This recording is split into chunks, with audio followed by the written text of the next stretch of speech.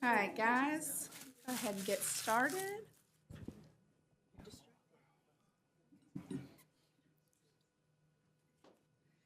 This meeting will now come to order, and I will read the EPSB mission statement. The Educational Professional Standards Board, in full collaboration and cooperation with its education partners, promotes high levels of student achievement by establishing and enforcing rigorous professional standards for preparation, certification, and responsible and ethical behavior of all professional educators in Kentucky. Serving as board secretary is Ms. Sharon Chesser. Ms. Chesser, please call the roll. Amanda Ellis, Michael Yoder, Scotty Toller, Present. Elizabeth Dinkins, Present. Elijah Edwards, Kathy Gunn, Here. Priscilla Keller, Jacqueline Mayfield, Here. Lori McKean, Present. Justin Mitchell, Present. Corinne Murphy, Nicholas Pace, Present. Meredith Pittman, Lisa Rosinski, Present. Vice Chair Fryer, Present. Chair Snell. Present. We have quorum. Thank you so much. Associate Commissioner Dr. Meredith Brewer joins us this morning on behalf of Commissioner of Education, Dr. Aubrey Fletcher. Dr. Brewer, thank you for joining us. Thank you. Commissioner Fletcher sends his regrets that he's not able to be with you today, but he is en route to a very exciting presentation at a local school district. So we always are excited when he has an opportunity to visit schools. I do have several amazing guest speakers to provide updates today, starting with KBE Chair, Dr. Sharon Robinson. Well, good morning. Good morning, Chair Snell and Vice Chair Fryer. Thank you for this opportunity to report on the latest KBE meeting, which was a very special one. We really appreciate the chance to have this exchange with EPSB and hope that we can continue in this vein. But our last meeting of the KBE focused on student outcomes. We had a very comprehensive review of the latest assessment and accountability results from the National Assessment of Education Progress and the 24-25 state testing outcomes. It is very, very important to recognize that we are seeing significant progress in every respect across the board, and Kentucky is definitely headed in the right direction, and we're going to be doing everything that we can to add momentum to this progress. I've asked that you be given a copy of the presentation that was made to the board so that you can see for yourself areas of improvement in everything except the important gaps. While all groups are improving, we are not closing gaps, and we'll be working with KDE to see how we can bring more momentum to that important aspect of our aspirations. We will be especially focused on how we are using resources associated with our continuous improvement efforts. And I know that many of you will be participating in those important endeavors. The commissioner also gave us a review of our upcoming 26th legislative session. Our biggest priority during this session will be focused on pursuing changes in Kentucky's assessment and accountability systems. We are having intense conversations with members of the General Assembly and the executive branch to make sure everybody has a clear understanding of what it is we're trying to address. I think the best way to summarize it is to say that we're trying to move to a framework that emphasizes innovation, collaboration, and vibrant learning experiences for our students. these components seem to be adding a lot of momentum, gaining a lot of momentum at the local level throughout Kentucky, as we've been pursuing this for several years now, and we are ready to address the policy framework so that this work is can have some even greater leverage. The KDE staff will be continuing with these meetings and conversations, and we are also going to pursue an agenda for legislative cleanup, and I can give you more information on that. But I do want to also remind you that all of these meeting highlights have been reported in the Kentucky Teacher Story related to this meeting. We did have some regulatory issues to address, including revisions to the Kentucky Framework for Personnel Evaluation that were required by House Bill 48, 2025. And we approved a 156 salary schedule that sets minimum salaries for certified and equivalent staff in Kentucky's area technology centers and the KDE Office of Career and Technical Education. Additionally, right before this meeting started, we had an important work group meeting. The High School Transformation State Network met, and I want to recognize the participation and contributions of Dr. Kareem Murphy. She was there to get us started with this initiative where we're hoping to identify policy levers and barriers to transforming the high school experience for our students so that it is much more innovative and much more powerful in launching our students into subsequent education and life as an adult participating citizen. But I have to say, the most powerful moment of our last meeting was a moment of celebration of 4 elementary schools in Kentucky that qualified for the National Blue Ribbon Schools recognition. As you know, we've seen a lot of changes in federally sponsored programs, and these representatives would have been headed to DC for appropriate recognition for the significant work they had accomplished. But that celebration was canceled, so we decided to celebrate them here at home with a proclamation from the governor. And I want to ask you to join me in celebrating the work of Tamarack Elementary School in Daviess County, Graves County Central Elementary School, Maxwell Immersion Spanish Elementary School in Fayette County, and Meadowthorpe Elementary School in Fayette County. These schools had done a great deal of work to document the program and the outcomes for students their programs had accomplished, and had reached the standard to be recognized as a National Blue Ribbon School. And we were just overjoyed to have the opportunity to celebrate them here in Kentucky. Madam Chair, that is my report. Thank you. Does anyone have any questions for Dr. Robinson?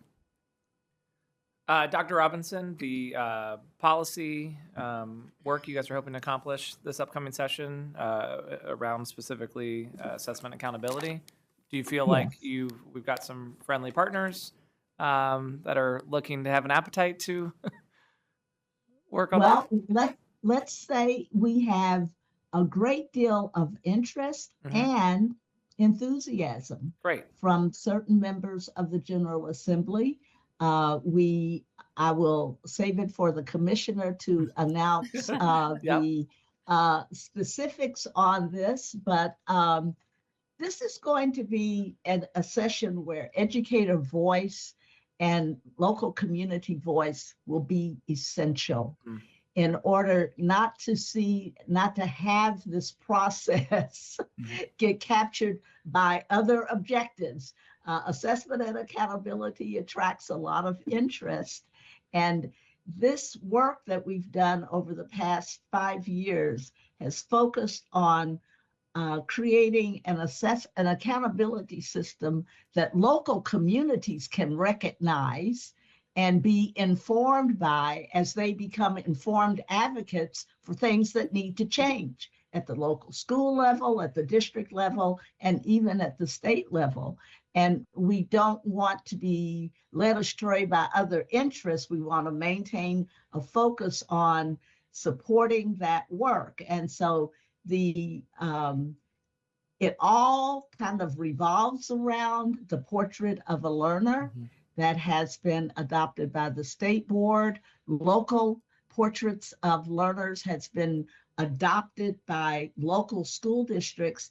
And then the work is, how do we recognize progress in achieving student outcomes relative to the outcomes that we want to achieve, like expert communicators, expert collaborators, expert community citizenship, expert problem solving.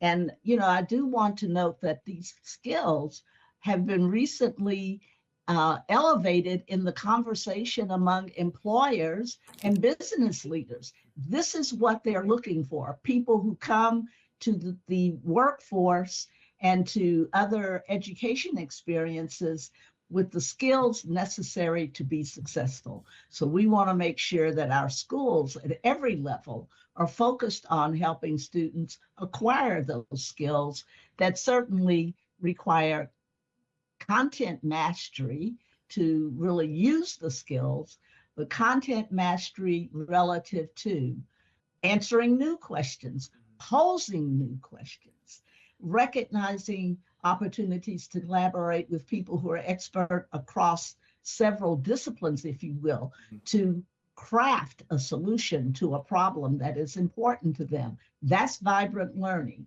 And that's the kind of accountability system that we want to support in the state. Thanks for that update. Okay. Members, the presentation that Dr. Robinson referenced will be in your meeting materials folder and will be shared via the follow-up email that Cassie will send after the meeting today. Thank you so much, Dr. Robinson. We appreciated your update. Well, thank you. I appreciate the opportunity to be with you, and happy holidays to you all. Same to Merry you. Christmas. Next up, we welcome Dr. Marty Park, KDE's Chief Digital Officer, to give us an update about Diego, everyone's favorite chatbot. Hi, good morning. Thank you for the opportunity to be with you today. Thrilled to be able to kind of introduce you to a new teammate that we have here at the Kentucky Department of Education.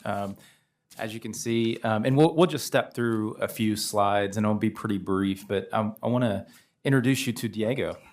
He's our newest AI agent that we are deploying and implementing to help out. So just a quick background. We are very intentional with artificial intelligence here at the Kentucky Department of Ed.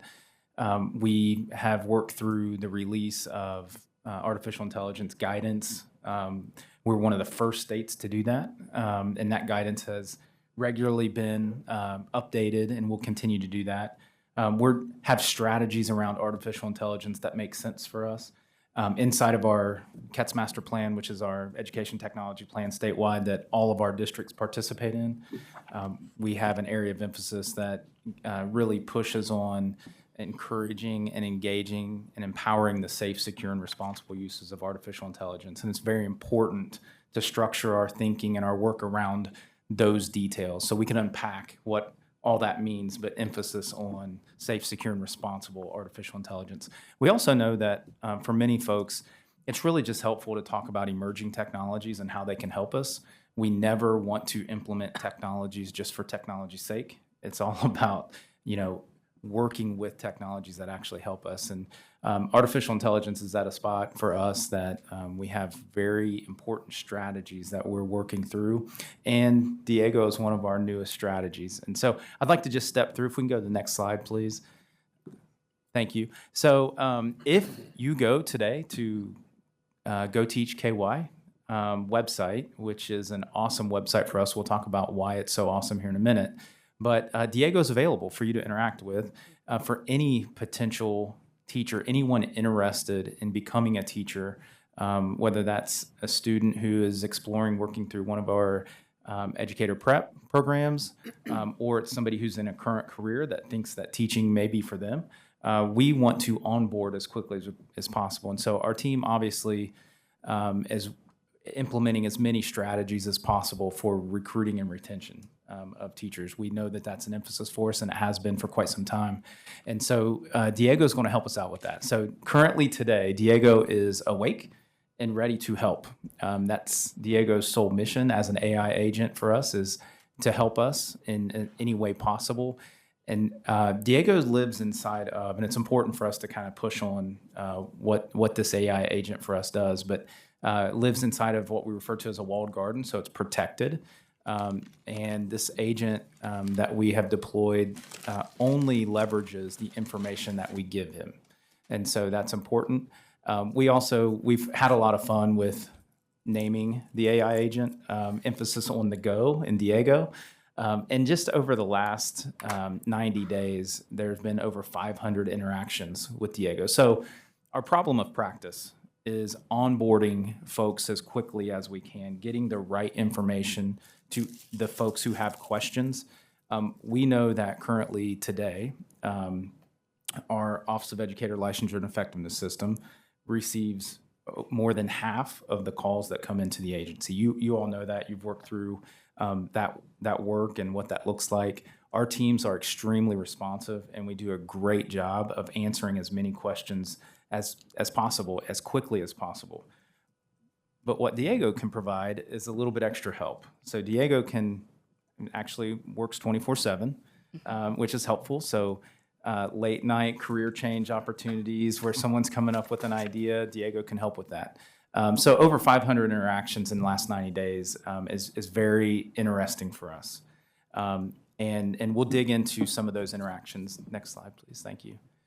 And just a quick snapshot, I won't spend too much time on this, but this is in your materials in your packet. About 85% of how Diego responds as an AI agent is based on the Go Teach KY website. The reason that's important and the reason that this opportunity presented itself is because the team, Dr. Brewer led through this work of revitalizing and relaunching the Go Teach KY website. That's been a huge opportunity. Having an AI agent respond and work through and learn from really great content is vital, and it's very important. So having a website that really worked and had fresh content, and that we knew that we had combed through and removed stale information that may be confusing to folks was very important. And so having Diego respond and learn from that content is very important. So all of that information indexes and it's automated into what the AI agent can learn. Now, 15% of what the AI agent knowledge base is based on some rules and what we refer to as guardrails and bumper lanes. So we want to make sure that the AI agent helps us with basic responses. Any legal question that Diego gets, he's really quickly going to tell you that you need to refer to other resources there. If the question that the AI agent receives is pretty complex, he's going to give you some base information, but also because of the instructions and rule sets that we give it, he's going to also prompt you to call and get some more specific information about your context. So next slide, please. And so the primary function that we're looking at from these hundreds of interactions so far is extremely interesting. So not just helping potential teachers, but also helping us. When we can really analyze the questions that we're getting, are they basic questions? Are they complex questions? So it's a new opportunity to help us get better. So for example, in that information set that's on the Go Teach KY website, when we have visitors go to that site to try to figure out how to become a new teacher, If there are questions or things that we think we are presenting that are helpful, but they may be confusing, we quickly can learn that from Diego. Diego can help us with that. Also, if Diego gives an answer that is correct, but not as correct as we want it to be or not as deep, we can learn from that and then build up the information on the website. So the reason we refer to it as an agent approach, or we're starting to get into this agentic work, is because it's not just helping the individual person, but it's also helping us get better and provide a better service for folks, which is fantastic. So what we're seeing so far is functioning really as a triage and navigational tool, getting the right information at the right time, which is very helpful. Diego also gives on every response, if it's based on a question that is found inside the Go Teach KY website, is going to give you a link to it for more information so that you can explore on your own, which is a great opportunity. A lot of the interactions that we're seeing are about standard pathways. They're not necessarily complex cases. So we're seeing career changer, out-of-state transfer questions, lapsed teacher certification questions, and then a pretty good load of international applicants, which is fascinating. People are often looking for like the quickest way, the path of least resistance, emergency certification. Those are questions that we're getting. Rank change questions that are very Kentucky specific, that folks from out of state don't really understand our framing just yet. So Diego's helping with that. Next slide, please. And from an analysis perspective, really interested in when we analyze the interactions with users, we're seeing like really these 4 personas starting to develop, which I think is helpful for us to understand. So career changer, love the career changer folks who are interested in becoming a teacher. Yes, please come, especially if you're awesome, come get in our schools. The mover, someone who's interested in moving from another state, coming in from another state. The returner, someone who was a previous teacher, went out to explore other work and realized that their calling was to be back in a classroom or back in a school. And so how to do that. And then the immediate needs. So I want a job now. I'm willing to sub. How can I do that? What are the emergency roles that I can provide in a school? And so those personas are kind of shaping out. And Diego, as an AI agent, is helping us really learn through that quite a bit. Next slide, please. And so the question for Diego is, how can I help? How can I help you as a team member at KDE, as a potential teacher? And so serving. So not just serving potential teachers, but serving our teams internally, as I mentioned, with these really interesting full feedback loops. What's fascinating is there is quite a bit of single question. So I ask a quick question, I get a quick answer, and I leave. But there's also a significant number of what are referred to in this work as turns. So my first question, my initial question, then a follow-up question, then a deeper question, then a deeper question. We've seen all the way up to 15 or 16 turns, which becomes a conversation, which is very helpful for us as a team to see someone thinking through the logical steps to become a teacher. I really want to become a teacher. How can I do that? What is my best way? And so these turns are helping us think through that and make sure that we're providing those on-ramps. And then we're also getting there's a feedback option, a thumbs up, thumbs down, which has been really helpful. We see a lot of thumbs up, and we hope to continue to see that. So we know that when Diego, as an AI agent, helps a potential teacher in the evening at 10 p.m. after they got off work from their other job, that we get a thumbs up that yes, that was helpful. Now I can call tomorrow and get a deeper answer and response. Next slide, please. And so strengths that we're seeing, we just wanted to mention, information retrieval is definitely a strength of this strategy. From an AI, from an artificial intelligence perspective, definitions, Diego's definitely helping people understand what words mean in our case to become a teacher. Lots of questions, again, about rate change. What is a high-quality instructional resource? What does that mean to me? What does option 9 mean? And so the definition part is becoming a strength. And then the guardrails are a strength. So definitely Diego's trained to deflect inappropriate topics. Diego is trained to not cross a line from a legal perspective, and also to push folks to call and talk to a human. So back to that problem of practice of receiving all the calls. One of the points for us is if we can have an impact on 5, 10, 15% of potential questions that we get to that becomes a barrier, and we can remove that barrier for folks, and we can impact that and help people get the next best question quicker, then we're doing something good. And so this is an intentional moment for us to implement artificial intelligence in a way that is helpful. The work that was done with the Go Teach KY website was amazing, awesome, and faster than anything we've seen from. And I do want to give a shout out to the team, Dr. Brewer and team.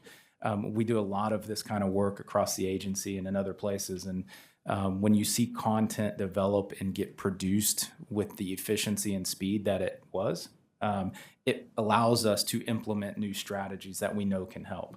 And so this is a great opportunity. It was an easy, what we refer to as a right-hand layup. And so using artificial intelligence in a way that makes sense and is efficient is awesome for not just the agency, but also for potential teachers. So any questions that you might have, welcome to our new teammate, Diego, officially. Any questions for Dr. Park? Yeah, I'm excited about Diego and the work that's provided. Do we know if the people that are calling into OELE or the office here have already received information from Diego, and now they're able to maybe ask more directed questions? Are we getting that feedback from the offices? I would say that that is a target to learn through that. Just now publicly launching Diego. Now Diego's been on the website since September, I want to say, but it was kind of a silent launch, and was kind of down at the bottom and hidden. You probably saw where he was kind of hidden. But yeah, that's definitely a tracking for us to understand the impact and how that's helping. We do believe that the basic questions that folks ask, if we can allow our teammates the time and energy to focus on the complex and customized questions, then we feel like we're doing something really, really helpful. Thank you. Yeah. Any other questions for Dr. Park? Thank you so much. We appreciate it. Thank you. Thank you. Now we welcome KDE Division Director Todd Davis to give us an update on the Certification Structure Work Group. Good morning, everyone. It's good to be with you, and appreciate the opportunity to share an update on some of the exciting conversations we've been having around literally throughout the state and some of those out of state. But with our certification work group, if you'll go to the next slide, please.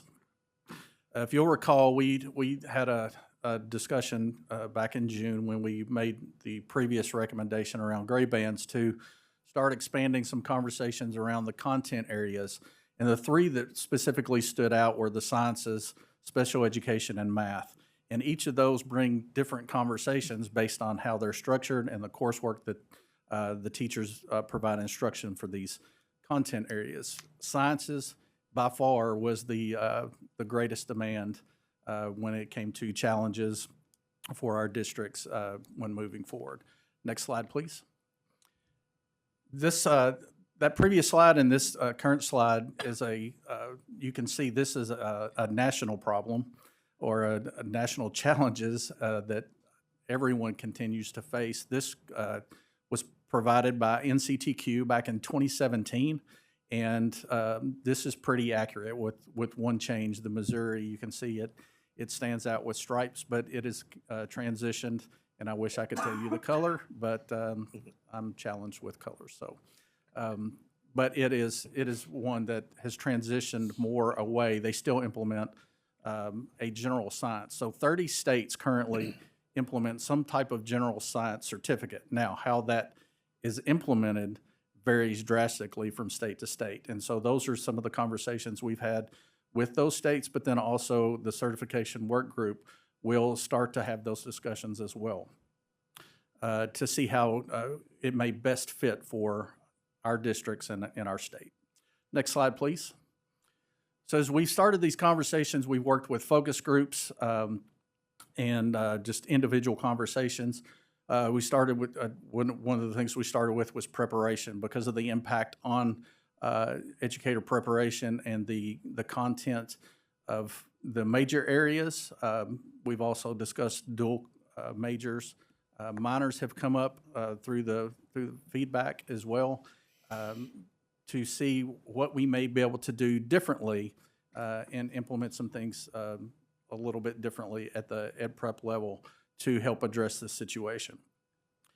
Certification, the comprehensive versus the specialized. Again, general science seems to be the path or the feedback that we've gotten from the majority of our constituents.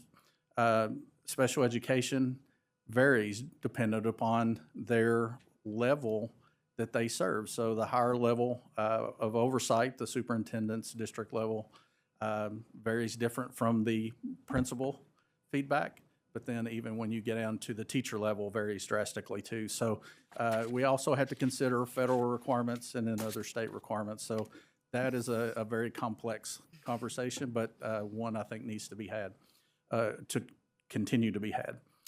Permissions, we're discussing the permissions around, this one's more around specifically the math content and how that interacts with our grade bands, but then necessarily how the sequential coursework could allow for some different permissions and how that may provide a little bit of relief.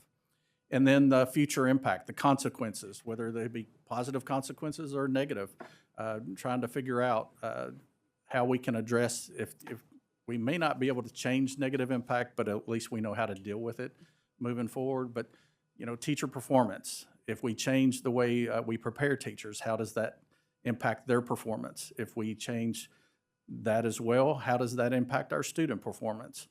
And then the culture. If we force one way, do we create a bigger issue where we drive people away from the field or completely deter them from trying to enter the field of education because it's a little bit more than they want to take on? So all those things have to be considered, and we've received, again, quality feedback around this and look forward to the conversations. Next slide, please.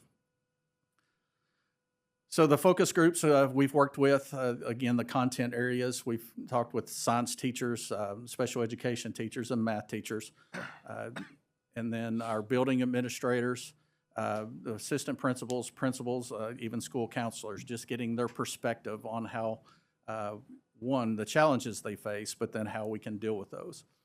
Our district administrators and district personnel, superintendents, human resource directors, directors of special education, federal programs, all of those levels, again, have had multiple opportunities to provide feedback, and we still are seeking out feedback continuously. So higher education, our ed prep partners, as well as their partners in each of those colleges, especially around the sciences. How does this impact them and how they design their programs, how they may be able to look at things differently, but then also the challenges they face. And it is very complex when you get to this level because there is a great deal of local control, so to speak, and it relies on partnerships from each of those colleges within the institution. And then our state level stakeholders, we've consulted with our content specialist here at our consultants here at the department. We've also worked with CPE as well to get better insight on the performance-based funding and how that impacts EPPs or could potentially impact EPPs, and also drive those decisions that are made at the institution level of how these majors are set up. So that's a general update of where we've been for the last couple of months. Next slide, please. Our next step is we do have a meeting scheduled for January 15th, and we will start to take all this feedback and a summary report from all the feedback will be provided, along with some additional research as we start these discussions. Those content discussions, again, we'll focus on the data, the feedback from the field. We're going to look at all the different information that we need to hopefully inform a recommendation, and then discuss a timeline for future meetings as well. And then discuss the content permissions and how that impacts things. So some of these issues that or challenges we face may be able to be solved through permissions rather than through making significant changes with credentials. So more impact, a positive impact with less adjustment. So if that's possible, but I know we are scheduling a meeting or a work session for the board in January, and look forward to bringing some of this information, one, to help figure out an implementation plan to where we can figure out how we want to move forward, or you want to move forward, and transition or for the things that need to be transitioned to. So that's just a quick update. I'll take any questions. Any questions for Todd? I just want to say thank you. Like, I know that I have reached out a couple of times about some of these things, both as a math teacher and then seeking feedback within my district about the special education certifications. And so, you know, I think that's one of the things that I appreciate about being on this board, and with the ability to know what's going on. Right? I think sometimes as teachers, our heads are so to the grindstone of we've got to do and be in our classroom, but knowing what's going on in the education world around us, and then being able to provide that feedback and insight for the people who I represent in my district and in my middle grades level. So if you haven't done that, Todd may not appreciate this, but if you haven't done that and you have thoughts or feedback, or I don't know very much about the special education certifications. All I know is what I see from my co-teach in my classrooms, but then also watching the amazing work that's done in my MSD group at the new school that I'm at. And those are two different worlds to me. And so reaching out and finding out what those professionals and masters of content know and think, I felt like it really provided me an opportunity for voice, and the other teachers that I represent. So thank you for taking that and listening to it. Most welcome, and I welcome any feedback. As I've told our focus groups, positive, negative, we need to know the challenges. So if it's even just pointing out challenges, you know, those are things we have to look at and consider all things as we try to move forward and better our structure, so that it does meet the needs of the district. So open to any feedback. So welcome any feedback from board members, but then those, you know, just anyone across the state as well. So. Any other questions for Todd? Yeah, please. I have a question about so I'm thinking about the last two presentations, and I love the work that Todd's doing, and I think that thinking about how to expand grade bands and contents and permissions, I think that's very good. I also am thinking that Go Teach Kentucky, the website, and Diego are super powerful, and they're elevating the teaching profession. Is there any way that it could also elevate these high need areas? Right? Like, I'm just thinking about the report we got, I think it was at the last in-person meeting, Meredith, from you, about how we're making significant progress in sort of stemming the teacher shortage. But these high need areas are so persistent, and it seems to be like those are gaps for us, right? They're gaps that we're not closing at the same rate. And I'm wondering if Go Teach Kentucky's website could also maybe think about how to elevate, like, why is teaching special education so amazing? And how is teaching science, you know, engaging? And I'm just thinking about that, right? Because I think that those needs will persist regardless of where we kind of go. Those gaps aren't closing. So that might be a great challenge for our Division of Educator Recruitment and Development to consider, particularly with their social media presence, that they could have kind of a targeted campaign around those particular content areas. So that's something I can bring to Dr. Stewart's team to consider. And then we do have a form at the bottom of the Go Teach website where you can send questions in. And Sharon is amazing about fielding all of those questions that come in through the website. But it's just general questions. We could consider sort of a feedback form as well, if that's something that, if we want to be able to gather information about challenges as well. But we do have spaces where the ambassadors are able to sort of speak to their stories, but it isn't specific to kind of the higher need areas.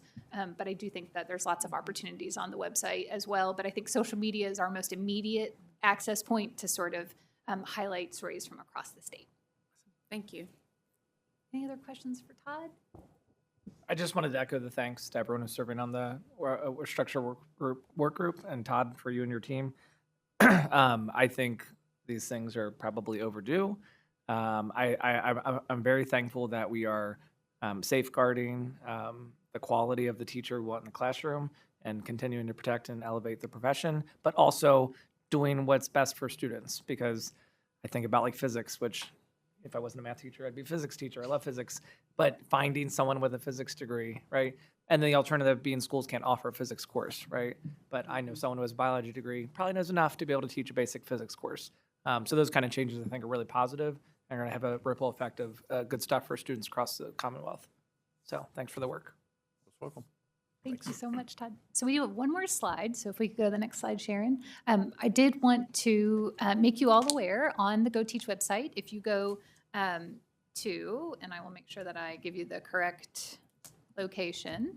So under Educator Resources, and you go to Educator Preparation, EPP Resources is a new landing page that Dr. Devil and her team have expertly updated. So we previously were directing to some Google folders that had information. However, going back to Diego's walled garden approach, he was unable to go into those folders to find answers to questions. And so we wanted to make sure that information is available for not only Diego to direct people to, but also for our EPP faculty to have direct access to. So on that EPP resources page, we have updated the Specialized Professional Association standards, the SPA standards. And if you go to that page, all of the logos of your various professional organizations will guide you to the place where your SPA standards are listed, as well as we have new resources around Reads to Succeed and numeracy counts, and a new HQIR page. And as you heard in Dr. Park's presentation, we actually have had people asking about what are HQIRs. And so this is specific to the EPP utilization of HQIRs as opposed to what's on the KDE website. But information from Deans for Impact and some other resources directed at EPP contexts are available on there. So we also have Brandon Herod has done a great job developing some quick resource information around praxis and has created a quick assessment quick reference guide, I think is what he called it. And so on that Kentucky Teacher Certification Assessment page, there's a document that has all of the different certificates and what assessments are required for those certificates so that people have that immediate reference guide, because that is something that when we send them to go to the ETS website, it can sometimes complicate things. So we wanted to have it more immediately available. So we continue to update the website, and Dr. Dinkins, we'll take your feedback back and try to implement that as well. That's what we love about Go Teach. We are able to craft what we need and be able to build out pages as we identify a need. So Chair Snell, that does conclude my report. I do want to take a moment just to extend holiday wishes to all of our teachers in our classrooms across Kentucky. We know that you are kind of in the final stretch toward a very well-deserved holiday break. So we hope that you get to enjoy some time of rest and recharging with your friends and family. So Chair Snell, I am happy to entertain any questions, but that does conclude our report. Thank you, Dr. Brewer. Ms. Chesser, has anyone signed up for Open Speak?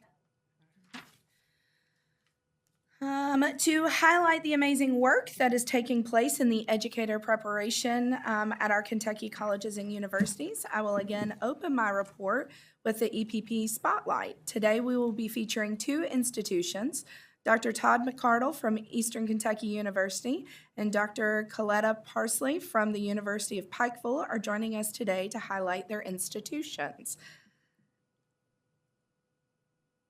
Thank you both so much for joining us this morning. We will start with my alma mater, EKU, followed by the University of Pikeville.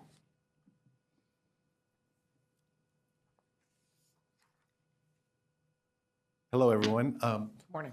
Good morning. I'm going to wait for the the slides. Or I can tap in. I can put on the show. Oh, there we are. Un momento, just a second. So I want to point them out. I am also joined by our dean, Dr. Elizabeth Smith, who is back here, and our interim director of the School of Education, Dr. Sonia Yao. So we have a team here. So I put together about a 5-minute or a 5-day amount of slides. I'm going to spare you all the 5 days and go through the 5-minute version. Just to let you know a little bit about EKU. 85% of our students are from Kentucky. We heavily serve Kentucky, and we're proud that we remain 2/3 first gen as a part of our student body. And another thing that we're proud of is this is the 3rd year of growth in our underrepresented minority student population. So we do see a lot of growth. We are seeing growth, and we're seeing growth in good spaces. Okay, next slide, please. This is the enrollment trends for our college, College of Education and Applied Human Sciences. Again, in our college, the previous slide was about the university. In our college, 92% of our students are from Kentucky, and most of those return to teach and to be employed in Kentucky schools. And we are seeing trend data of about 2,000 students in our college, which is gets us pre-2017 when we started seeing a decline in the number of students in our college. I think the next slide is programs. These are the programs that we offer. Our college, starting in July, we will have 2 schools within our college, the School of Education and the School of Applied Human Sciences. Most of the Ed Prep programs reside in our School of Education. I put we have secondary education in there, even though it is technically housed within its contents in the other colleges. We do have the core courses, and we advise all of our secondary majors in our program. Our largest program is our elementary education program, and we have this is the 2nd year, I believe, of the rollout of our entirely online BS elementary education program, which has contributed a fair amount to the growth in the college. So we have programs at the bachelor's, master's, and at the doctoral level. We have an EDD in educational leadership and policy studies. And we also, I wanted to add there that our clinical office and our Office of Professional Education Services, we place students and have agreements in 77 counties in Kentucky. So we have a widespread amount of students across the Commonwealth. This past October, we were the recipients of one of the Frank Murray Leadership Awards for Continuous Improvement through CAPE. This is some of our faculty, and we were able to celebrate this in October of this year. What we're doing, one of our strategic plans and intentional plans is to intensify our collaboration with our laboratory school. So we have Model Laboratory School, and this year we started a cohort from our elementary education program where they are taking our professional education core courses on Model's campus. So our students and our faculty go to Model and teach. And what we've done is we've embedded clinical experiences within those courses. So it's not take the course, go do your clinical, as we traditionally have done that. The students go get them. Now they are in the course and they're doing the clinical experiences embedded inside the course at the same time. So we've kicked this off with 2 courses this semester with the first 2 courses with the first cohort, and we've received preliminarily received great feedback and a lot of retention of students who want to remain in this cohort. And they will do 2 more courses in the spring. And then we're planning out what we're going to do next fall, if we're going to continue and add another and have them going simultaneously. So the clinical placements are happening there. We're conducting research with our with model faculty, so we're collaborating, and Dr. Smith Dean Smith has organized a group of 6 presentations. There are 6 presentations at our National Professional Education Conference that will be in Arlington sometime in the spring. I believe it's in February. Okay. Next slide, please. And these are just some examples of the partnerships that we have with Model. We are still actively engaged, as I said, with 77 school districts. We're still actively engaged with a lot of districts. But these are some of the activities that I won't go through each of them that we do on Model's campus. So we do take advantage of the proximity and the collaboration that we have with our folks at Model. In relation to numeracy and literacy, I want to talk about our implementation of meeting the numeracy requirements. We do have a numeracy team led by Dr. Jamie Marie Miller and Dr. Heather Campbell. These are 2 of our School of Education math education professors. They have partnered with 2 of our math department professors who work in our secondary math program and 2 clinical educators. We're adding another math education professor from our satellite campus down in Corbin for the upcoming year.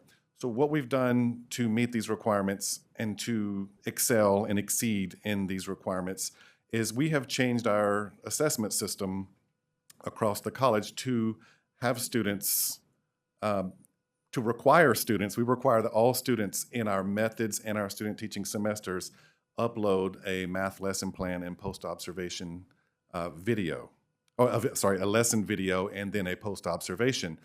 And then we are using as others are, the KMET observation tool. And this team, they've split up the work. They've done reliability training, and they have reviewed for the fall 73 candidates. And in the spring, the team is going to review. We have 100 candidates who are going to upload their videos. And all of the data, we have an IRB for our School of Education.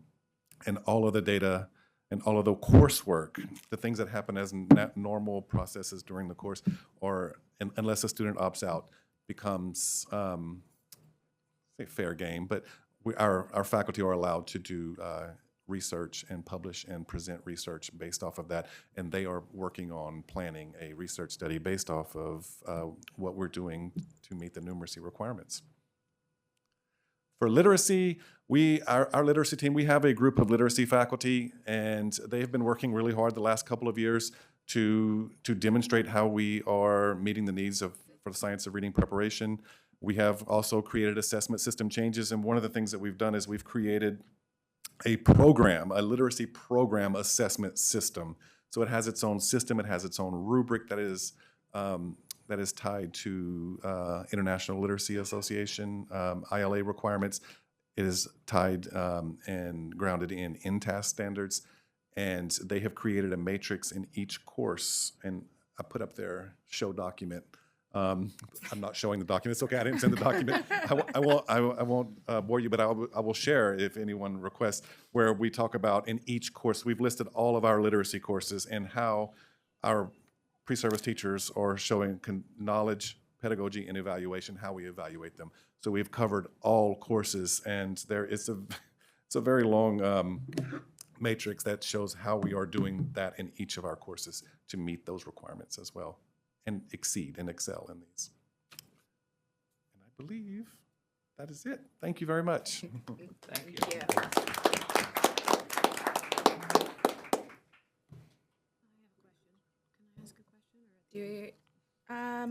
You want to do that now or at I the can wait end? till the end. Okay. Go ahead. I'm sorry. We Oh, we had that's feedback, okay. comments, questions, If but you you have go right ahead. questions for him, that's fine. I'm waiting on our slides. Yeah, we can do the EKU and then we can do the Pikeville, unless Okay, it's so- maybe applicable to both. My question is, I saw a career and technical education listed in the education. Are you all still offering the principal certification for career and technical educators, or what's the status of that? I will turn around, but the answer is, I believe it's no. I believe that is, we do not have the CT, is it CTE principal is what it's Vocational called? school principal Yeah, certification. we do not offer that anymore. Okay, thank you. While they're getting that ready, shout out to Brandy and Abby and their placing of all of the students. I encourage all of us here, anybody who's listening, who is still in the classroom, if you do not have clinical students in your classroom, it is one of the greatest joys that I have as a current educator. And I encourage you to reach out to your local department, like EKU is I'm an internal colonel, so I am in constant contact with those folks, and they do a phenomenal job of placing students. And then not just for you, but like looking at the educators who are in your schools and in your communities that you consider to be master educators, right? Like tap into them. Sometimes they are not doing that experience because they just don't know what it entails, right? So tap into them, share your experience with them, and then just encourage them to reach out. I had a couple phenomenal students with me this past fall, and they needed placements for the spring. And we talked about what do you want that experience to look like. And I reached out to former coworkers and said, hey, I have a phenomenal student. Would you be willing to take them for the spring and help make some placements? So if you're not having those clinical students in your classroom, I highly encourage you to do so, because it's our experiences and the encouragement that we give them and the real world views that we give them that will continue to help our profession grow. University of Pikeville, please. Yes. So I am Dr. Coletta Parsley. I'm the Dean of the Patton College of Education. And I think all of us have taken just a slightly different turn on our presentations. I wanted to give you a little bit of background knowledge about the University of Pikeville so you could have some context on who we are. The university actually opened as the Pikeville Collegiate Institute in 1889. It became a training school for teachers in 1901, and we have been training teachers ever since. Today, we have 3 professional schools. We have the Kentucky College of Osteopathic Medicine, the Kentucky College of Optometry, the Tanner College of Dental Medicine, and the dental school will begin enrolling students in fall 2026. We have 4 academic colleges: College of Arts and Sciences, Coleman College of Business, College of Nursing and Health Services, and the Patton College of Education. Next slide, please. So the Patton College of Education is named in recognition of Kentucky's 59th governor and University of Pikeville past president and current chancellor, Paul Patton. It is a legacy to his work in education policy. We offer education programs that lead to certification at the elementary, middle, and secondary levels.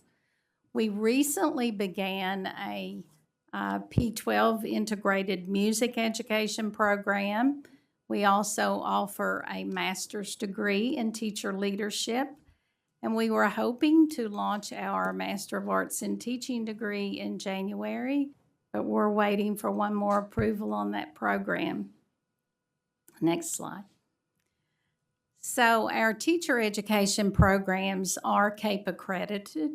We were honored to receive the Frank Murray Award for having no areas for improvement or stipulations, and our next visit is scheduled for 2028. So when I put this together, I was thinking about some things that make us unique. If you know anything about the University of Pikeville, you probably know about our iconic 99 steps. In the bottom picture, between the 2 buildings on the right, you can see the steps lead from the city of Pikeville up to campus level. Our campus is built mainly on the side of a hill. And our students are led up, our freshmen, every year. We have a ceremony and they are led up the steps to signify the beginning of their journey as a U-Pike bearer by our president and VPAA. Next slide. So what we did in the Patton College of Education, we created a model of our programs based on our 99 steps. And this is included in all of our syllabi, has the criteria over to the right that matches each step, so our students are always cognizant of the criteria they have to meet as they progress through our program. We also have that for our master's program. Next slide. You can go ahead. So our guiding theme is unified in the pursuit of excellence in teaching and learning. That is on all of our syllabi. We integrate our theme into our vision and mission so that our students are always aware that excellence in teaching and learning is at the center of what we do. Our quality assurance system is based on continuous improvement. We have multiple measures, evidence-based strategies, and stakeholder involvement. When we went through our accreditation visit and during our exit conference, the lead spoke about the buy-in and the partnerships we have with our stakeholders. Next slide, please. So we have a very active teacher education committee. I tell them all the time, we couldn't do what we do without you. And we have education students on that committee. We have school administrators at each level, a central office administrator. We have classroom teachers. We have university content coordinators, a community member, our university registrar, in addition to the Patton College of Education faculty and dean. So each year, we do a deep dive into our data, and that always happens a couple of days after commencement. We look at all of our program data, we look at all of our student data, and we prioritize those goals and next steps for the year. So the goal action plan guides our actions for the coming year. We have who is responsible for monitoring, who's responsible for implementation, and a timeline. This is monitored monthly and reported to our faculty and then onto our teacher education committee. We all know that we can have beautiful plans, but if they are not monitored, they're not always implemented. So we contribute the development of this plan based on our data analysis. We think it has a big impact on our success. Something that's unique probably with our program is our learning environment. We have a dedicated education resource center. Students have access to resource materials and computers. But we also have a P12 model classroom. So we were teaching in the classrooms that were assigned to education faculty. We were trying to carry materials from room to room because other people taught in those classrooms. We could not leave our materials. We could not teach our students about classroom management, organization, print-rich environment, how to run centers for our education students. So we requested, each year our university allows us to request funding for capital projects. And we came up with this idea after one of our data work sessions. We said, wouldn't it be wonderful if we had a dedicated room where we could teach our classes and teach all of this before our students get in the P12 schools? So the university funded that for us, It's equipped with an 85-inch interactive monitor. We have recording capabilities. It has a tracking camera with an in-ceiling speaker system, which comes in. It's very beneficial to our students as they peer teach. We can record, review that with them to look for their areas of strength, areas of growth. So this P12 model classroom has had a big impact on a positive impact on our instructional program. So this, you can see some pictures. We actually have mobile furniture, alternative seating. We have a reading center, teaching center. We are able to keep posters on the wall, teach our students about the importance of having a print-rich environment for P12 students. Down in the right-hand corner, our classroom management class was tasked with organizing the classroom so that it would be conducive to learning with clear pathways. And you can see from their faces, they're pretty proud of the work that they did. We also have Clinical 1 in addition to Clinical 2 student teaching. So our students, the first semester of their senior year, actually go in the classrooms for a half a day, and this helps them become acclimated to the students, the classroom procedures, the teachers, before they actually have to do student teaching. They actually have professional activities, growth activities that they do that semester. And then we feel like this prepares them. They come to the university in the afternoons for classwork, but we feel like Clinical 1 really prepares them for their student teaching. They're not wasting that time becoming acquainted with their cooperating teachers and students, and they can move right into the important part of student teaching. For the past couple of years, we have really focused on improving our elementary reading and elementary math programs. Now, of course, I'm not going to talk about everything on this Venn diagram, but our elementary reading program, we focus instruction on the 5 components of reading instruction.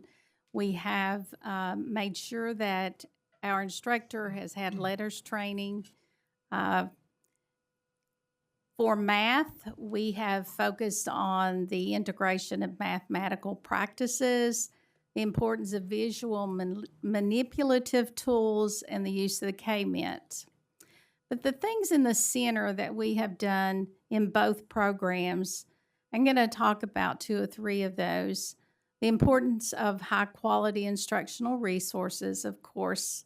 We have revised our clinical experiences, and we've made sure that every elementary pre-service teacher has a placement in both reading and math so that we can observe them to make sure they are proficient at teaching elementary reading and elementary math before they exit our program.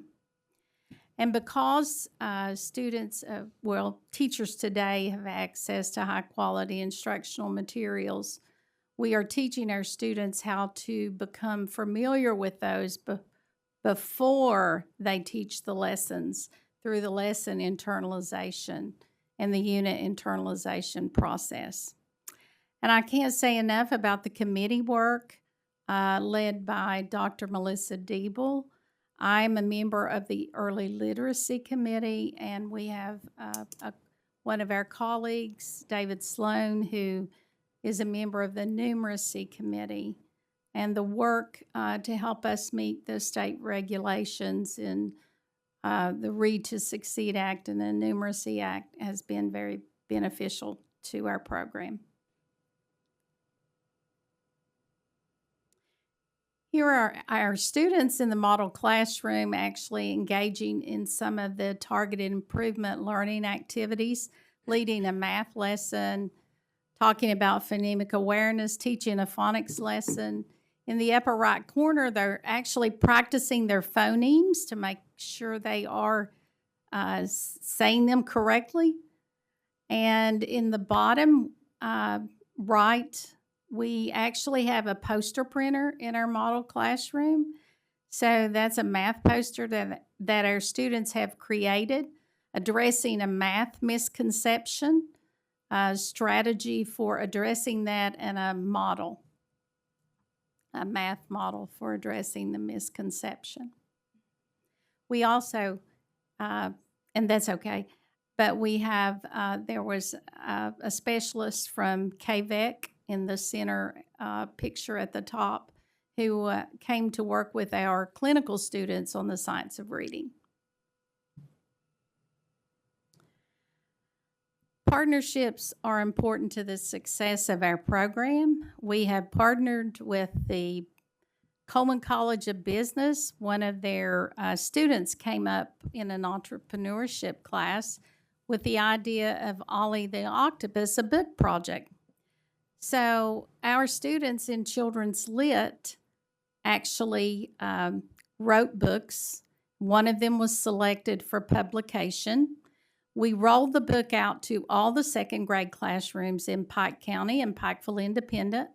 Our student and a business student dressed in the octopus costume actually visited every second grade class, and she read the book to the students. And each of the teachers were presented with a book, a stuffed Ollie, a blanket, and a bag, and all of that was created through Bearware, which is the entrepreneurship program in the Coleman College of Business.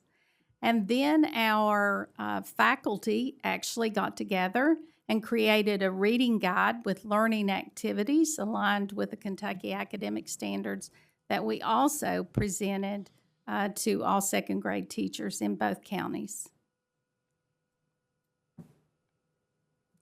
Other partnerships that we've had, we invite our school administrators on campus yearly to conduct mock interviews with our student teachers.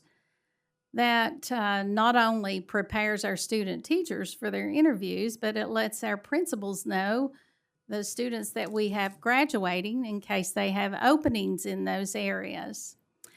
We invite superintendents. We usually rotate the county to come in and talk to our students about professional ethics, including social media. We talk to our students about things like that all the time, but when superintendents come in and talk to our students, it has a big impact. We do work with KVEC, the Literacy Achievement Gap Specialist. As I stated before, has worked with our students for the past 2 years on the science of reading. We have P12 administrators and teachers who participate yearly in our student interviews for program admission. And we also have P12 partners who lend their expertise when we are developing clinical experiences or locally developed assessments. We are fortunate that our university honors teachers. So every year, there's a committee made up of education faculty and university administration, and we honor those teachers in our area who have made a lifelong commitment to education. They have actually dedicated themselves to the youth of Central Appalachia. And this is our 2025 inductees into our Distinguished Educators Hall of Fame. And we are proud to be a part of that. So I would be remiss if I didn't mention the people that make all of this happen. This is our full-time faculty. We have Ms. Teresa Dahlhair, and she's our certification officer, and she's an undergrad faculty. Dr. Michael King, he teaches undergrad and grad classes. Mr. David Sloan, he is our university clinical supervisor. Mr. Johnny Fleming, He teaches undergrad and grad classes. And Dr. Jill Maynard teaches our reading classes undergrad, and she will be our university math supervisor. So we sure appreciate the opportunity to share some of the great things that are happening at our university. Do you have any questions? I just want to say, I think the P12 model classroom that you have, that is phenomenal. It is. That is one of the things that I see as clinical students come into my room. You know, just the discussion about the table setups and why and what decisions go into that, and the seating charts and all of those logistical system things that, you know, until you're in there and even when you're in there with a teacher, sometimes we just take for granted that that's being taught, right? And all of the things behind that. So I think that's phenomenal. And then also the clinical experience one, I think, where you're having them go a half a day. The students that I've had that are student teachers that seem to be able to delve right in immediately are the ones that have been in my classroom previously, right? Like they know my rules, they know my expectations. We don't have that landing period with each other as well as with the students, and they're able to jump in almost from day one. And so I think those are really awesome things that you all are doing. So thank you for that. Thank you. We actually had classes of the morning and they would go in the afternoon, and our cooperating teacher said, wouldn't it be great if you could switch that? So we worked that out. So 2 days a week, they go in the mornings, 3 days a week, they go in the afternoon, so they can experience both parts of the day before they start student teaching. Yeah, teaching math at 8 a.m. and at 2 p.m. are two different Yes. things. Absolutely different. So that was great feedback from our cooperating teachers that we acted on. Do you have any statistics about your graduates and where they go after they leave you? Are they staying in Yes, Southeastern Kentucky? almost 50% of the teaching force in Pike County and Pikeville Independent were trained at the University of Pikeville. The last data that we received, and that's been just a few years ago, and it might be even higher now. So yes, we have a big impact. We do have students from outside the state. We've had students from several surrounding states and from across Kentucky, but I would say 60% of our students remain in Pike County or Pikeville Independent Schools, or even in Floyd County and Martin County. Thank you. Dr. McCardle, I did mean to ask you before. You mentioned at EKU the fully online, or primarily online new elementary program, and that helping with some enrollment, which is great. How early in the stages are you with you in that program, and just any insight on that? It's fully it's fully online. Fully, cool. So they were able to do it online, and we, as far as we don't know about, we don't have enough out in the field to get the impact on that, but we have graduated lots of students, and we have enrolled. What would you say our number is? 250? We have 250 in our online elementary program. Yeah, out of about 550 or 600. Come on up. Yes, Come on down. The seat's warm for you. I just wanted to put a plug in for, we are in the process of proposing and developing a fully online special ed program as well. Because, in our last meeting with all of our superintendents and school partners, they said we need more math teachers, we need more special ed teachers. And as Todd so eloquently, the other Todd, this Todd was eloquent too, but Todd Davis, talked about the challenges in working, because we don't control all of those programs, but special ed we do. And so Dr. Yao, Dr. McCardle are leading the special ed program proposal to be put online, which we are hoping would be as soon as fall 27. We'd be able to start taking online students in both LBD elementary and then a new MSD program too. And so we've seen basically enrollment in elementary education double because of online, and like Todd said, 77 counties. And so it's providing access to students who can't come to our campus to be elementary teachers. and we're hoping we'll see the same with special ed.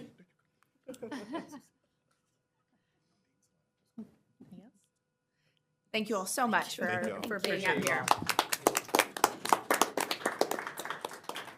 All right, this morning I would like to take the opportunity to congratulate Melinda Penny on her well-deserved retirement. Ms. Penny is a certification consultant in the Office of Educator Licensure and Effectiveness.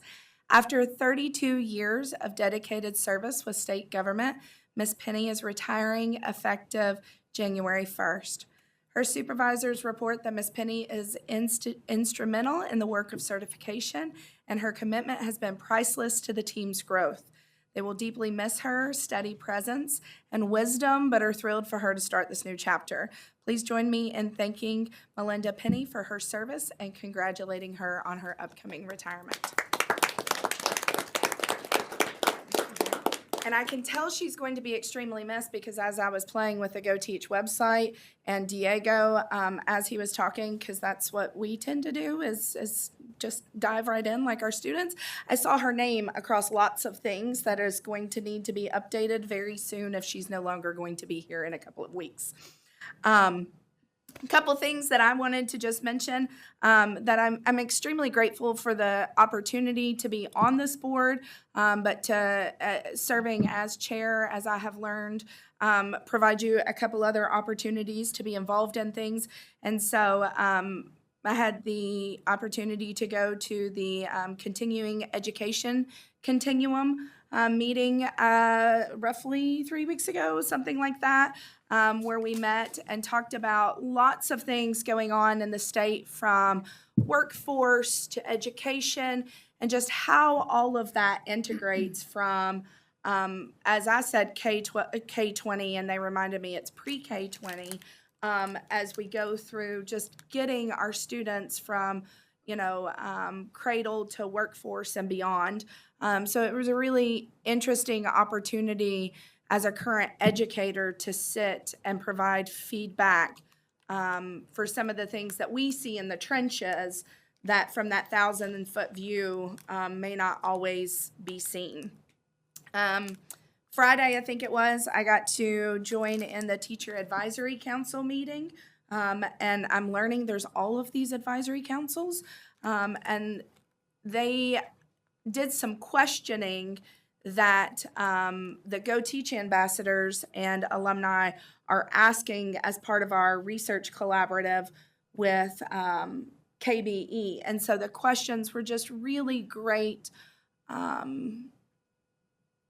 reasons as to why we stay in the profession. Right? And a lot of those things aren't always tangible. We don't stay because of the money. We don't stay because of the summers. We don't stay because of some of the reasons that we all see on social media as to why we are teachers. But almost every response was, we are here because we want to make a difference. And we stay because we want to make a difference. And so that was a really awesome experience. CJ had talked about the phenomenal job that the Northern Kentucky Ed Rising Conference that he got to be at was, and we were able to kind of dream and spitball about maybe participation in a state Ed Rising visit for us as board members. And so hopefully maybe that will be something that we can make happen. In January, we have the upcoming Kentucky Chamber Dinner. This will be I think my third year that I've had the privilege of going. We get to sit and meet with some legislators often and hear the priorities presented to the business world, and then just how that impacts us in education. So it just gives a little bit of a different spin of how can we meet those needs of the world around us. So those are some upcoming things and some past things that I just really appreciate the opportunity to be a part of. We will now move to consent items. Items A through E are listed on the agenda as consent items. I will give the members a moment to review the list.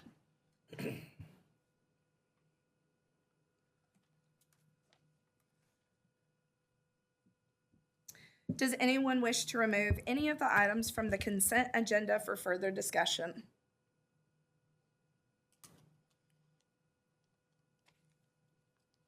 Having received no requests to remove items from the consent agenda, can I have a motion to approve the consent items A through E?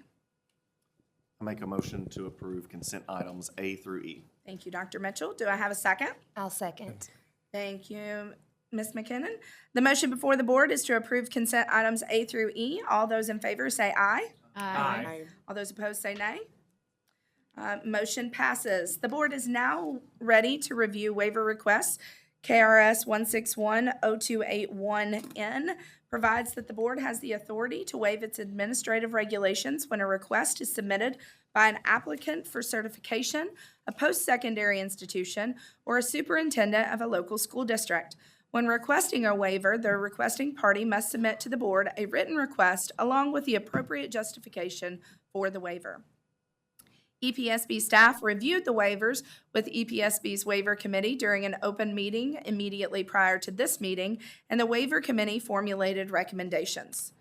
Sharon Salzman will present the waiver requests to the board, and waiver committee chair Kathy Gunn will present the committee's recommendations for final action, starting with waiver A presented by Sharon Salzman. Good morning. Good morning. This is a waiver submitted by Barron County Schools on behalf of Thomas Malazardi. They are requesting to allow for renewal based on his enrollment in 2 courses, which are Human Growth and Development and Foundation of Education. He is currently working on his Human Growth and Development course, which will be completed by December 31st, and then the Theory of Teaching and Learning begins in January and will be completed by the end of February.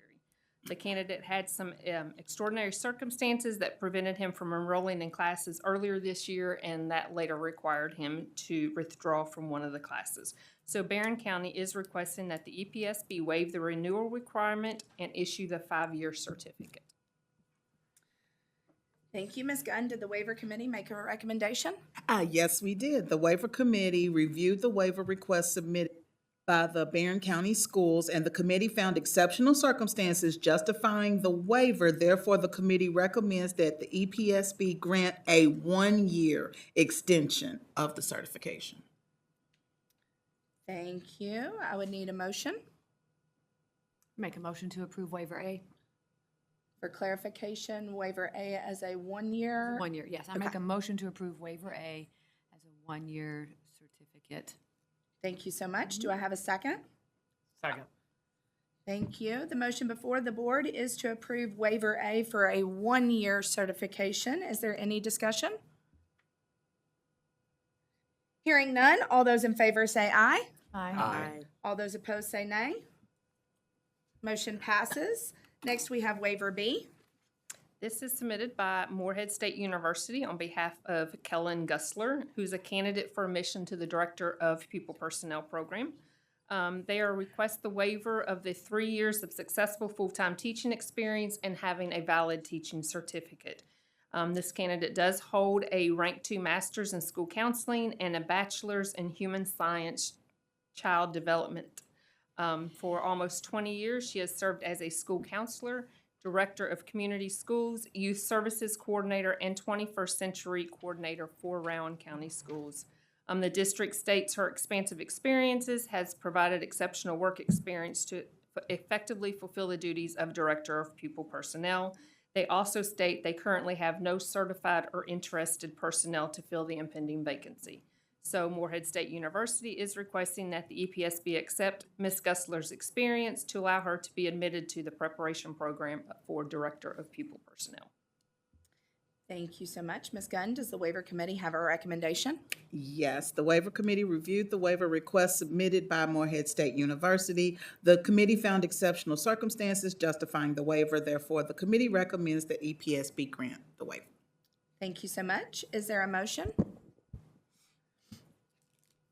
I make the motion to approve waiver B. Thank you, Dr. Dinkins. Do I have a second? Second. Thank you, Dr. Pace. The motion before the board is to approve waiver B. Is there any discussion? Hearing none, all those in favor say aye. Aye. All those opposed say nay. Waiver B passes. We have 4 alternative route to certification applications. These applicants are pursuing the option 1 exceptional work experience route to certification. This is one of the alternative routes established by the legislature in KRS 161.048, An applicant with exceptional work experience must have a bachelor's or graduate degree meeting minimum GPA requirements and an academic major or passing score on the academic content assessment in the area in which certification is being sought. The board will need to determine if the applicant's work experience constitutes exceptional work experience. The applications are presented by Sharon Salzman. This one is for Abigail Brueggemeyer for teaching social studies grades 8 through 12. She has 5 years of experience in the archaeological field as an archaeological technician with work experience including fieldwork, excavation, artifact analysis, historical research, collaboration, and reporting. She has 3 years of experience at the Holocaust and Humanities Center as floor staff and tour manager, 2 years of experience in education as a substitute teacher and teaching assistant. She also holds a Bachelor of Arts degree in anthropology and history and a Master's of Arts degree in public history.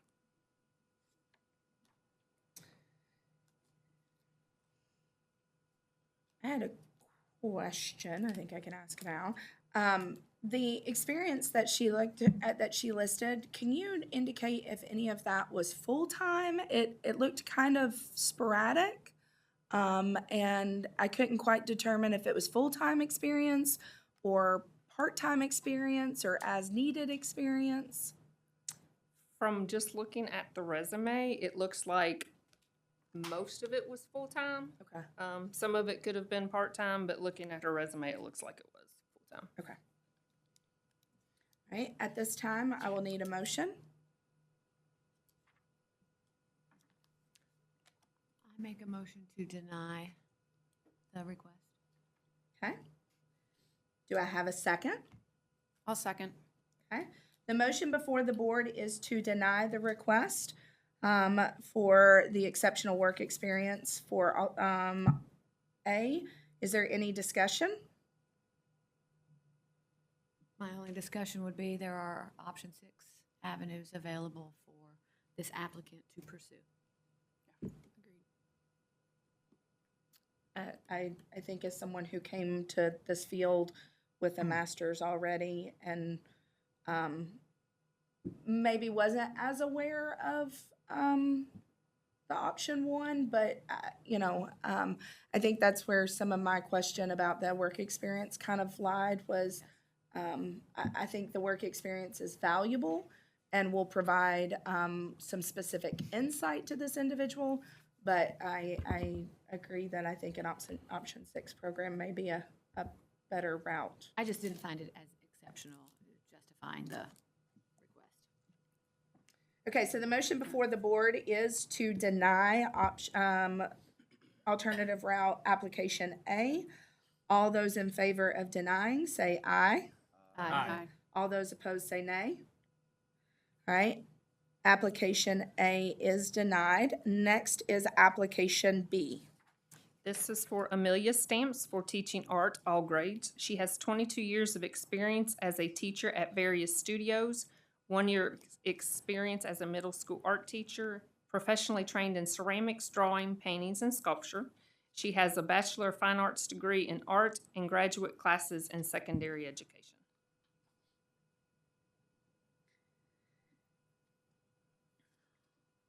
Thank you. Is there a motion?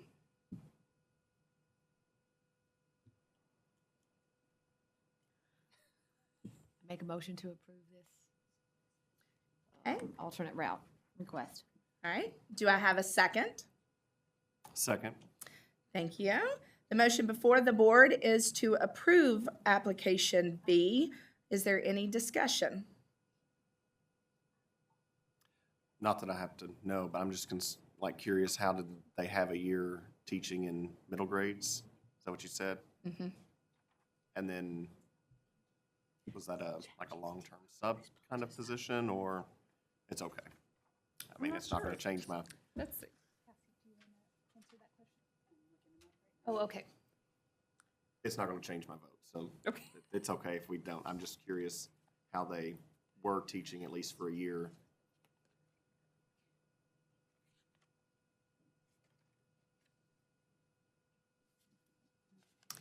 Can you click on those?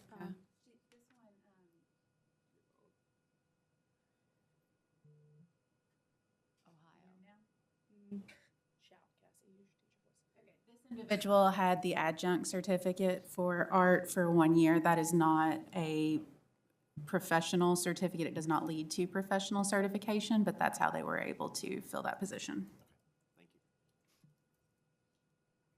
All right, the motion before the board is to approve application B. All those in favor say aye. Aye. All those opposed say nay. Application B is approved. We're now on to application C. So this is for Tyra Dunn Thomas. This is for teaching middle grade science, grades 5 through 9, and biology, grades 8 through 12. She has 14 years of experience with pharmaceutical companies in several roles, including clinical data scientist manager, clinical informatics specialist 2, clinical trial manager, and researcher. And she has 2 years of experience as a substitute teacher. She has a Bachelor of Arts degree in biology, a Master's of Science, and Doctor of Philosophy in bioinformatics and computational biology. Thank you so much. At this time, I will need a motion.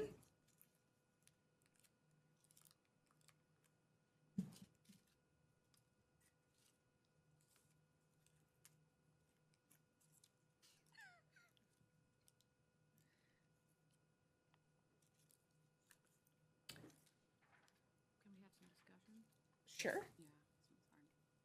Do you have questions? So I that do you have would like to questions. ask? I have questions. So I read through that extensively, and what I understand, there's a bachelor's in biology, but it seemed like the bulk and breadth of the work was in statistical analysis. That was just my take on it, which allowed me to go down the rabbit hole of option 6, as opposed to exceptional work experience. But that's just my interpretation of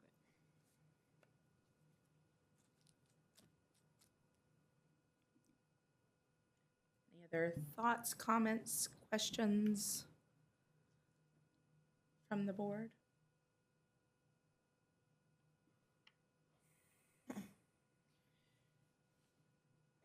Yeah, I have the same reservations. Her knowledge is obviously exceptional, but I'm not sure there's a tight alignment with teaching middle school in the same way.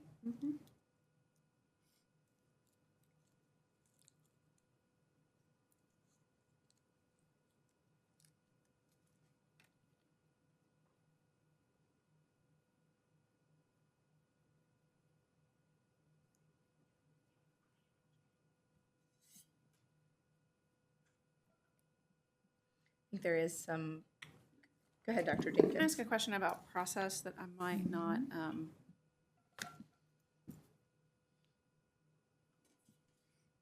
never mind. I'm good. I think I'm getting this confused with sort of like need. Does that make sense?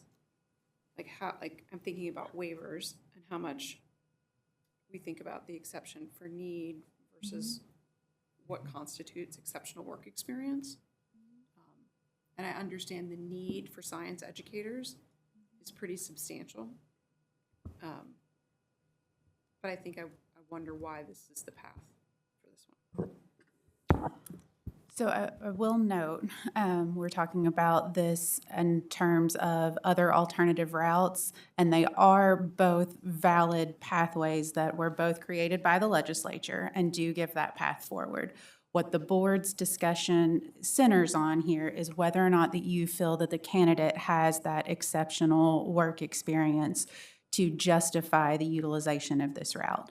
Because they have met the other requirements. They've submitted the portfolio. They either have the GPA and major, or they've passed the content assessment. This candidate has the major, obviously, and the GPA required. This one is a little different in that it has 2 certification areas that are currently before you. So if you did feel that they had the exceptional work experience for one versus the other, you do have the ability to make that determination. And you also have the ability to decide that, no, they do not have exceptional work experience. Now, I would caution that the fact that they would qualify for option 6 or for another route should not be the sole basis for denial. That denial would need to focus on your considerations of their work experience.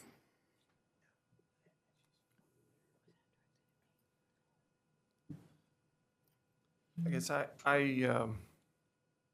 appreciate the clarification. I find the superintendent's letter compelling, and this is a graduate of the district that has been a decorated alum who appears to be back home, vested. I find that, along with the high-level work experience in the doctorate, pretty significant, and I appreciate the superintendent's take on being able to inspire curiosity, et cetera, in students given that experience.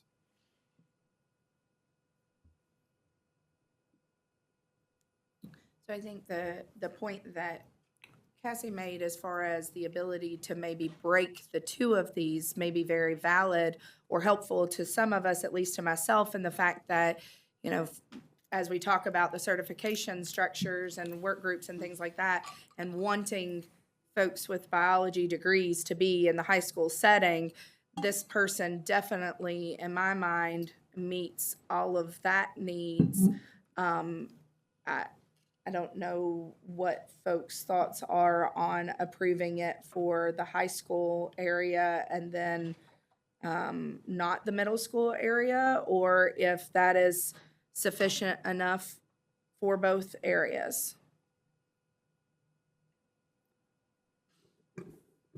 So to follow up on that, if the preference of the board is to approve, because I know in our motions, we just have that general language. So if you're interested in approving it for both areas, then that would just be, you make the motion to approve the application. If you are only interested in approving for high school biology, that would be, you make the motion to approve the application for certification for biology grades 8 through 12.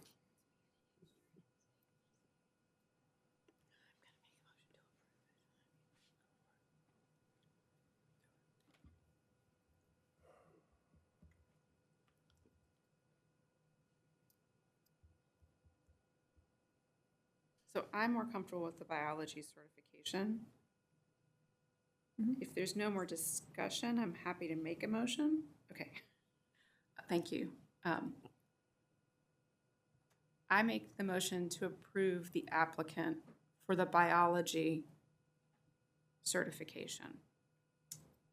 At the grades 8 through 12. I second. Thank you. So the motion before the board is to approve application C for the biology's grades 8 through 12 certification only. By Dr. Dinkins and seconded by Ms. Mayfield. Is there any further discussion? Procedurally, then, what's the process for the middle school? It would not be approved, so by default denied. So all that would be approved today is her application would go back to certification to issue that high school biology, and then she would be provided with information on how to obtain the middle school science certificate. And what's that middle school process look like?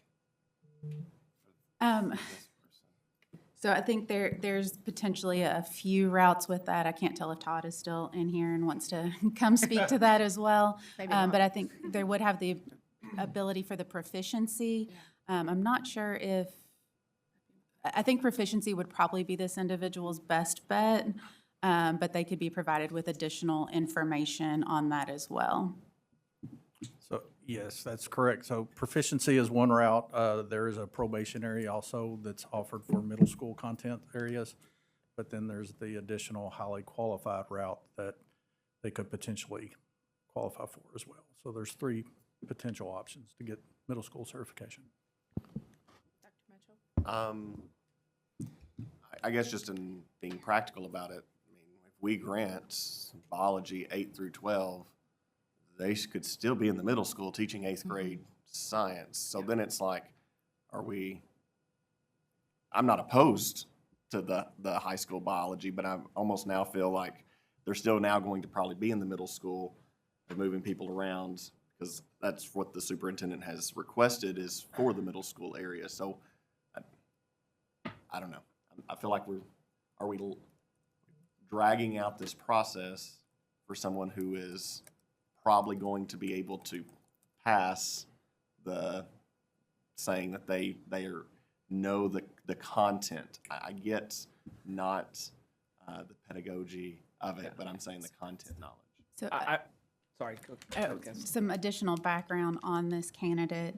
This individual does currently hold the 1-year interim certificate that was created in non-codified language in 2023 as part of House Bill 319. This is the last year for that certificate, but currently they do have the ability to teach the middle grade science under that certificate for the remainder of, let me double check that, yes, through June. So they are certified to teach middle grade science for the remainder of the school year, and would be provided with, should the board continue down the path with the current motion and second, they would be provided with that information on how to add the middle school science permanently at the end of this school year.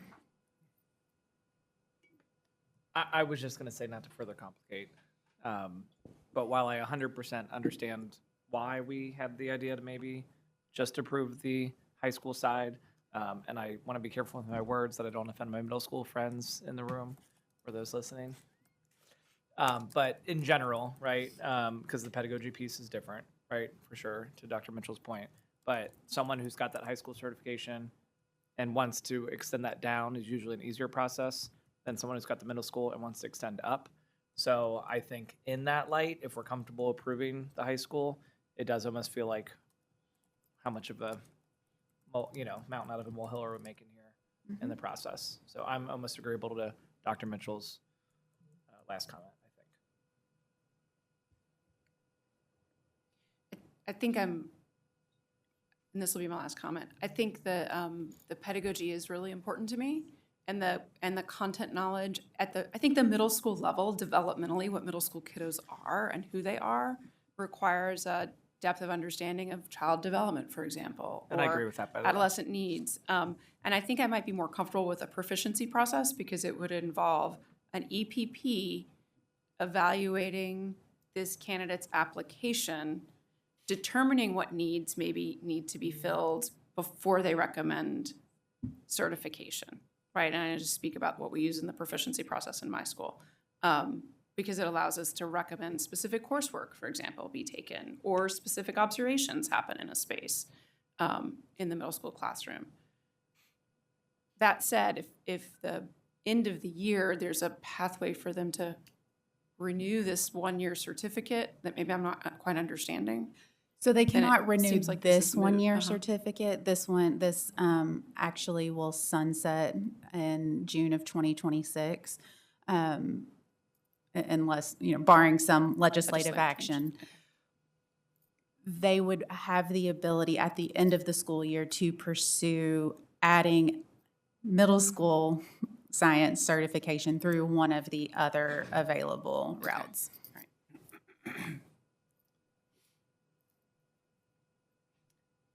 So we have a current motion to approve application C for the biology grades 8 through 12 only.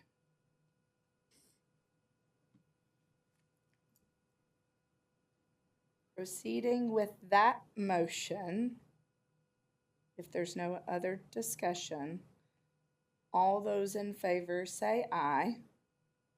Aye. Aye. All those opposed say nay. Okay, application C is approved for biology grades 8 through 12 only. Last is application D. Right, this is, and I'm probably gonna butcher the name, so just bear with me. It's Palm Carell for chemistry grades 8 through 12. He has 1 year of experience as a senior research scientist at the University of Kentucky, 6 years of experience as a chemistry lecturer at secondary schools in Nepal, 2 years of experience as a middle school science teacher in Nepal. He has professional skills include preparing course materials and communicating complex concepts with clarity, and extensive teaching experience at all levels. He has a Bachelor of Science degree in science, 2 Masters of Science degrees in chemistry, and a Doctorate of Philosophy degree in chemistry. Motion to approve. Second. Alternate routes. Letter D.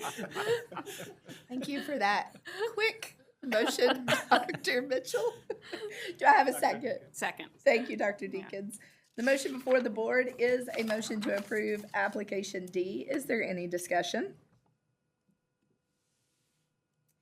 Hearing none, all those in favor say aye. Aye. All those opposed say nay. Application D passes. I will now open the floor to any board member for board comments. Does anyone have anything they wish to share?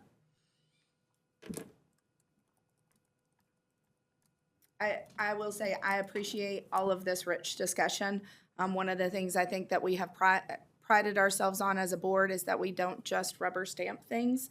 And so having those discussions about what does this mean and the unintended consequences and the importance of the preparation to our profession. So I appreciate this rich discussion. I will also say, Dr. Parsley, I appreciate, and all of the universities out there that do this, the recognition of the educators in the trenches that continue to do day in and day out.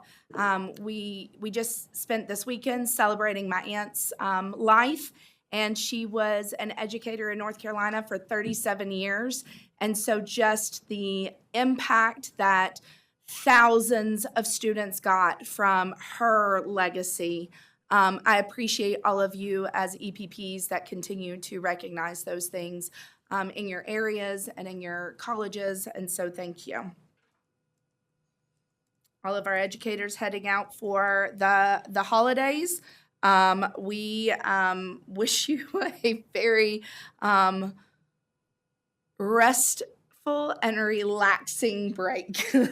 Take the time to recharge because we're back at it in January, guys. At this time, I believe we are ready to go into closed session pursuant to KRS 61810(1)C and J to conduct a character and fitness review. Okay. To potential allegations relating to complaints and reports, the board will also review pending litigation.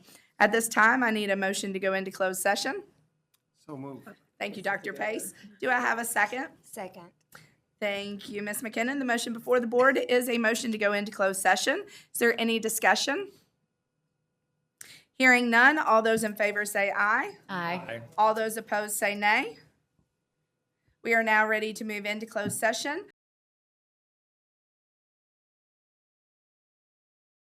All right, at this time, I will need a motion to go into open session. I make the motion to return to open session. Thank you, Mr. Fryer. Do I have a second? Second. Thank you, Ms. Gunn. The motion before the board is a motion to go back into open session. Is there any discussion? Hearing none, all those in favor say aye. Aye. All those opposed say nay. Motion passes. We are now back in open session. At this time, we will vote on those items discussed during closed session.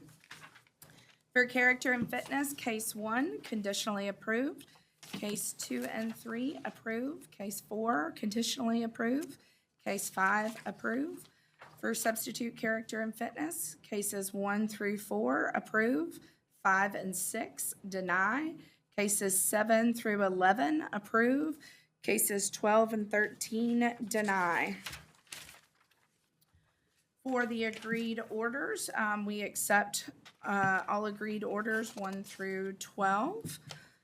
For the recommended orders for case number 1, we are remanding for further proceedings. For cases 2, 3, we accept the findings of fact, conclusions of law, and recommended order. For case 4, we accept the findings of fact. We modify the conclusions of law and modify the recommended order to have an admonishment, training of educator ethics, and classroom management to be completed within 6 months and a 2-year probation. On case 5, we accept the findings of fact, conclusion of law, and recommended order. On the motions to reconsider, case number 1, we deny the motion to reconsider. On case 2, we approve the motion to reconsider and approve the revised agreed order. On the educator cases, case 1, approve the PRC agreed order. Case 2, further investigation. Case 3, dismiss with prejudice. Case 4 through 6, further investigation. Case 7, approve the PRC agreed order. Case 8 and 9, further investigation. 10, approve the PRC agreed order. 11, dismiss with prejudice. 12 and 13, further investigation. 14, admonish. 15 and 16, further investigation. 17 through 19, approve the PRC agreed order. 20 through 23, further investigation. 24 through 26, approve the PRC agreed order. 27, admonish. 28 and 29, dismiss with prejudice. 30, admonish. 31, dismiss with prejudice. 32, approve the PRC agreed order. 33 and 34, further investigation. 35, dismiss with prejudice. And 36 through 39, initiate a hearing. CJ Fryer, yes to all. Lisa Rosinski, yes to all.